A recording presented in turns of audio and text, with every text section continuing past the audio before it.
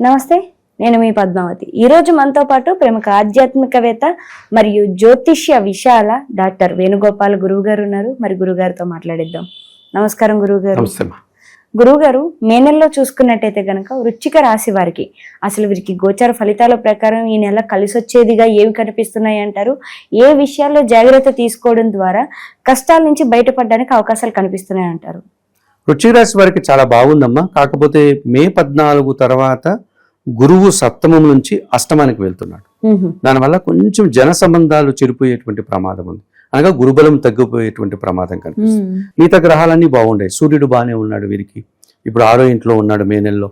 దానివల్ల పోటీ ప్రపంచంలో సక్సెస్ అవుతారు. ఉద్యోగాలు చేసే చోట తోటి ఉద్యోగుల కంటే వీరిదే పై చేయిగా ఉంటుంది. కష్టపడతారు. అధికారుల నుంచి అభినందనలు, సత్కారాలు, బిరుదులు ఇవన్నీ పొందడానికి, అవార్డులు పొందుకోవడానికి అవకాశం ఉంటుంది. ప్రభుత్వం నుంచి సహాయం, తండ్రి నుంచి సహాయము, ఆరోగ్యంగా ఉండగలుగుతారు. చాలా కార్యక్రమాలు సునాయాసంగా పూర్తి చేస్తారు. అలాగే బుధుడు కూడా వీరికి బాగా అనుకూలంగా ఉన్నాడు కనుక షష్టమ భావంలో, సప్తమ భావంలో సంచరిస్తున్నాడు కనుక ఆర్థికపరమైనటువంటి అభివృద్ధిని పొందగలుగుతారు. వ్యాపార అభివృద్ధిని పొందగలుగుతారు. వీరి మాటకు విలువ పెరుగుతుంది. వీరు చేసే పనులకు ప్రాచుర్యం పొందుతారు. సో ఈ రకంగా వీరికి చాలా మంచి ఫలితాలు ఉన్నాయి. గతంలో ఎప్పుడూ చేసినటువంటి పనులకు కూడా ఇప్పుడు వరకు గుర్తింపు లభిస్తుంది. ఇప్పుడు దానికి సత్ఫలితాలు రావడానికి అవకాశం ఉంటుంది. ఎప్పుడూ చేసి వదిలేసిన వ్యాపారాల నుంచి కూడా ఇప్పుడు లాభాలు వస్తాయి వారికి. సో ఈ రకంగా మంచి ఫలితాలు, అనుకూలమైనటువంటి ఫలితాలు ఎక్కువగా కనిపిస్తూ ఉంటుంది. గురువు మాత్రమే మే 14 వరకు అనుకూలంగా ఉన్నాడు. ఆ తర్వాత అష్టమానికి వెళ్తున్నారు కనుక ఆ విషయంలో వీరు పరిహారాలు నిర్వర్తించుకోవాల్సిన అవసరం బాగా కనిపిస్తుంది. శుక్రుడు పంచమ స్థానంలో ఉండడం వల్ల ఆత్మీయుల సహకారం బాగా ఉంటుంది. స్నేహితులు కావచ్చు, ప్రేమికులు కావచ్చు, మనకు నచ్చిన వారు, తల్లిదండ్రులు కావచ్చు, అన్నదమ్ములు కావచ్చు, మనం ఎవరితో ఆత్మీయంగా ఉంటాం వారి సహకారం పుష్కలంగా ఉంటుంది. ఆలోచనలు బాగా ఉంటాయి. వీరు చిన్న విషయాన్ని కూడా వారికి అనుగుణంగా మార్చుకుంటారు. వారు ఉన్నంతలో సంతృప్తికరంగా జీవనం సాగిస్తారు. ఒక చైరు, ఒక టేబుల్ అంతే ఉంది వారి దగ్గర. దాన్నే చక్కగా వారు మార్చుకొని ఆనందంగా పనిచేసుకుంటూ ఆ పని తాలూకు ఆనందాన్ని పొందుతూ, అనగా పని తాలూకు సంతృప్తిని పొందేటువంటిది ఈ వృశ్చిక రాశి వారికి అద్భుతంగా ఉంటుంది. అడిగి అడిగి మరీ పనులు చేస్తుంటారు. ఒక ఆఫీసులో పనిచేస్తూ ఉన్నారనుకోండి, ఈ పని అయిపోయింది, నెక్స్ట్ నేనేం చేయాలి, ఈ పని నాకు సాయంత్రానికి అయిపోతుంది, ఆ తర్వాత ఏం చేయాలి అని అధికారులను అడుగుతూ ఉంటారు. ఇంకా ఈ పని ఏమిటి, నాకు పని కావాలని అడుగుతూ ఉంటారు. ఈ రకంగా నిరంతరం చిన్న చిన్న విషయాలు కూడా జాగ్రత్తలు తీసుకుంటూ త్రికరణ శుద్ధిగా పనిచేయడం వల్ల, అట్లాంటి మీరు అంత సిన్సియర్గా పనిచేసే వాళ్ళకి ఒక మాట ఎవరైనా అంటే మనసు దాకా తీసుకుంటారు. వృశ్చిక రాశి అంటే చంద్రుడు బలహీనం. అక్కడ చంద్రుడు, వృశ్చిక రాశి అంటేనే చంద్రుడు బలహీనపడతాడు. ఆ కారణం చేత ప్రతిదాన్ని మనసు దాకా తీసుకుంటారు. మనసు దాకా తీసుకుని బాధపడతారు. నన్ను ఇలా అనేసారే, అలా అనేసారే, లేకపోతే నేను చేసిన పని దాన్ని సక్సెస్ అవుతుందా కాదా, ఇదేమైనా ఫెయిల్ అవుతుందా, ఇలాంటి తపన ఎక్కువ ఉంటుంది వృశ్చిక రాశి.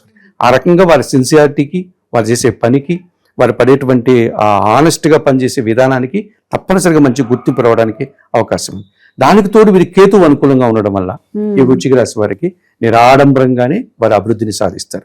భగవంతుని ఆశీస్సులు పుష్కలంగా ఉంటుంది వారికి. హంగామా చేయరు. మళ్ళీ ఈ తులారాశి వారిలాగా నేను ఇది చేసి అది చేశాను గొప్పలు చెప్పుకోరు. వాళ్ళ పాటి వాళ్ళు చేసుకుంటూ పోతూ ఉంటారు.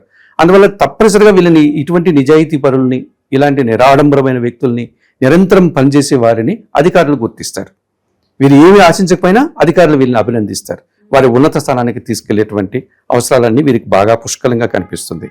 అయితే ఈ సంవత్సరం జన్మరాశ్యాధిపతి ఈ మే నెల మాత్రమే 9వ ఇంట్లో ఉంటున్నాడు. ఆ తర్వాత వారికి 10వ ఇంటికి వెళ్ళిపోతాడు. సో రాబోయే రోజులు కుజుడు బాగున్నారు వీరికి. ఈ మే నెలలో మాత్రమే కొంచెం జాగ్రత్తలు తీసుకోవాల్సి ఉంటుంది.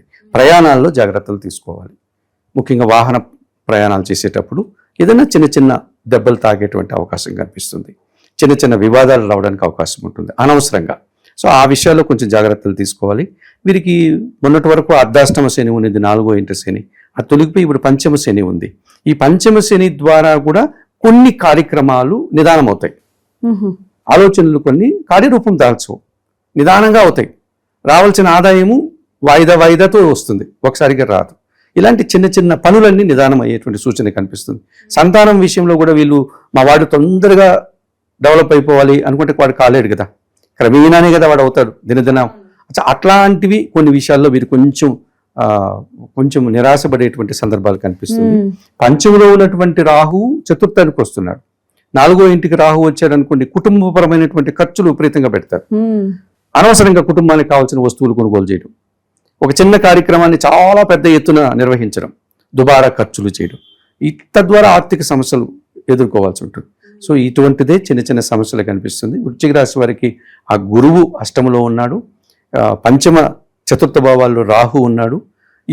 వీటికి పరిహారాలు నిర్వర్తించుకోగలిగితే ఎక్కువ శుభలితాలు రావడానికి అవకాశం ఉంది. గురువు గారు, మరి వృశ్చిక రాశి వారు చూసుకున్నట్టయితే గనక విద్యార్థులకి ఏ విధంగా ఉంటుందంటారు? గవర్నమెంట్ సెక్టార్లో ఉద్యోగాల కోసం ఎదురు చూస్తున్న వారు ఉంటారు, మరి వీరికి ఎలా ఉంటుందంటారు? లేదంటే గవర్నమెంట్ ఉద్యోగాల కోసం పరీక్షలు రాయడానికి వెళ్ళేవారు ఉంటారు, మరి ఆ పరీక్షలు వీరికి అనుకూలంగా వచ్చే అవకాశాలు ఉన్నాయంటారు? ఇదివరకు పరీక్షలు రాసిన వారికి ఉద్యోగాలు వచ్చే అవకాశం ఉంది. ఓకే. ఇప్పుడు కొత్తగా పరీక్షలు రాయాలనే వారికి కాస్త అనుకున్నంత ఫలితాలు రాదు. ఎందుకంటే మే 14 తర్వాత గురువు అష్టమానికి వెళ్ళిపోతున్నాడు కాబట్టి పరీక్షలు మామూలు చదువుకునే విద్యార్థులకి మే 14 తర్వాత ఊహించినంత ఫలితాలు రావు. అట్లానే ఫెయిల్యూర్ అయితే కాకపోతే వారు ఆశించిన ఫలితాలు రావు, తక్కువ ఫలితాలు వస్తాయి. కొత్తగా పరీక్షలు రాసి ఉద్యోగాలు తెచ్చుకునే వాళ్ళకి అంత అనుకూలంగా లేదు. ఇదివరకే పరీక్షలు రాసి ఉంటే విద్యార్థులైనా ఇప్పుడు మంచి ఫలితాలు వస్తాయి. ఇదివరకే ఉద్యోగాల కోసం పరీక్షలు రాసి ఉంటే ఇప్పుడు ఉద్యోగాలు వచ్చే అవకాశం ఉంది. సో ప్రభుత్వపరమైన ఉద్యోగాలు అయితే ఎక్కువ వచ్చే అవకాశం ఉంది.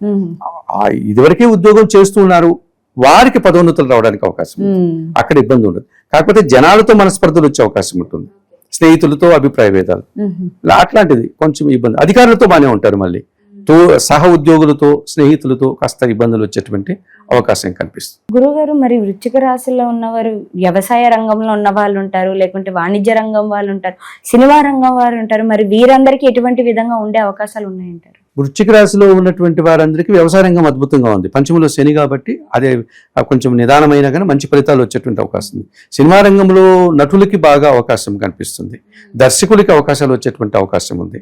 దాంతో ఇబ్బందులు వచ్చేటువంటి వాతావరణం ఏమీ లేదు. ఈ వృశ్చిక రాశిలో ఉండే వారికి ఈ సంవత్సరం వ్యాపారాభివృద్ధి బాగా ఉంది. సో ఆ వ్యాపార పరంగా వారు మంచి ఫలితాలు పొందడానికి అవకాశం ఉంటుంది, మీడియేటర్స్గా కూడా రాణించడానికి అవకాశం ఉంటుంది. సో ఒక ఇద్దరు వ్యక్తుల మధ్య వారు మధ్యవర్తిత్వం వహించి తద్వారా కూడా పేరు ప్రఖ్యాతులు తెచ్చుకోవడానికి అనుకూల వాతావరణం. గురుగారు, ఇంకా చివరిగా దేనిలోనైనా పెట్టుబడులు పెట్టాలి అనుకుంటే వీరు దేనిలో పెట్టుబడి పెట్టడం ద్వారా మంచి ఫలితాలు రావడానికి అవకాశం ఉంటుంది? వృశ్చిక రాశి వారు ఈ సంవత్సరం పెట్టుబడులు భూముల విషయంలో పెట్టుబడి పెడితే మంచి ఫలితాలు వస్తుంది. బంగారం కొనకుండా ఉండడం మంచిదమ్మా. భూముల మీద పెట్టుబడి పెట్టారంటే మంచి ఫలితాలు రావడానికి అవకాశం ఉంటుంది.